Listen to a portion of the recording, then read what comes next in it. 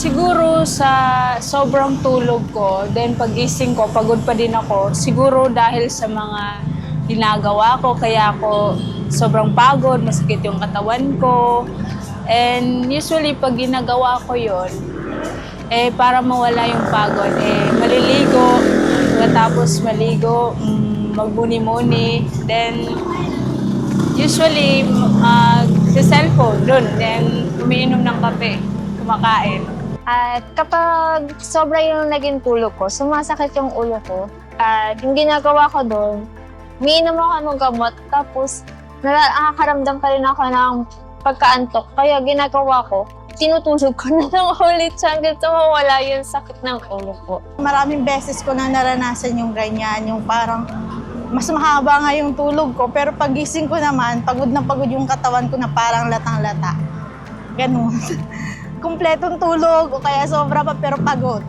Pero pagkagising ko, pagod pa rin ako kasi siyempre, 6 araw ka na kulang ang tulog mo. Tapos pagkagising mo, masakit pa rin yung mga katawan mo. Tapos gusto mo pa rin mahiga, kaya lang, kailangan mo nang gumising. May pagod na nawawala pagkatapos matulog. At may pagod na nananatili.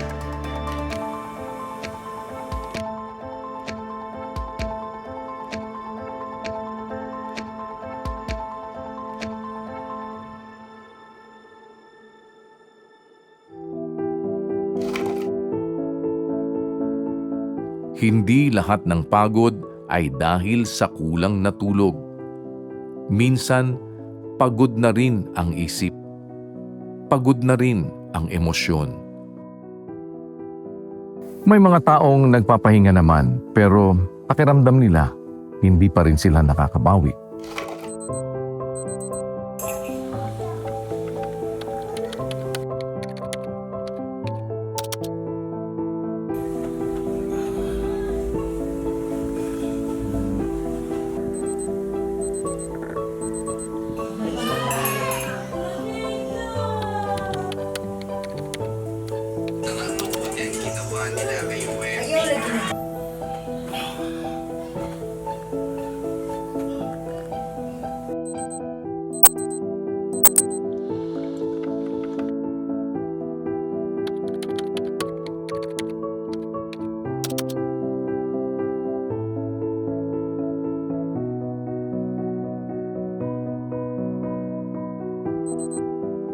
Kapag paulit-ulit ang pressure, pagod at stress, napapagod din ang isip kahit tahimik lang.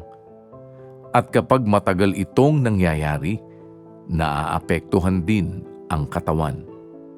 Ipinapakita ng mga pag-aaral na ang chronic stress at burnout ay maaaring makaapekto sa tulog, enerhiya, at pangkalahatang kalusugan.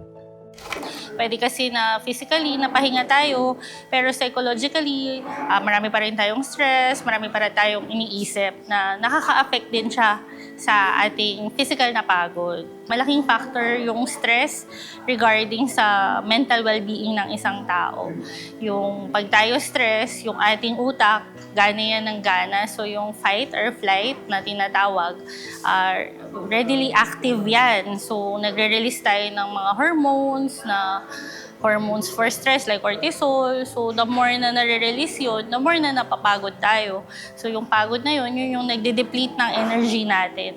So kaya kahit physically naka-rest, basta ang utak natin ay stress, hindi tayo makaka-relax fully.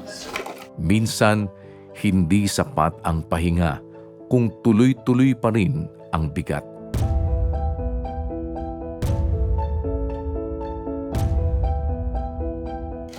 Ang katawan po ay hindi lamang nangangailangan ng tulog. Kailangan din po nito ang pagkakataong huminto. Narito ang ilang simpleng paalaala kapag pakiramdam ay hindi nawawala ang pagod. Maglaan ng oras na walang trabaho o screen. Matutong magpahinga nang hindi nagmamadali. Gumalaw at lumabas paminsan-minsan. Makipag-usap kapag mabigat na ang pakiramdam.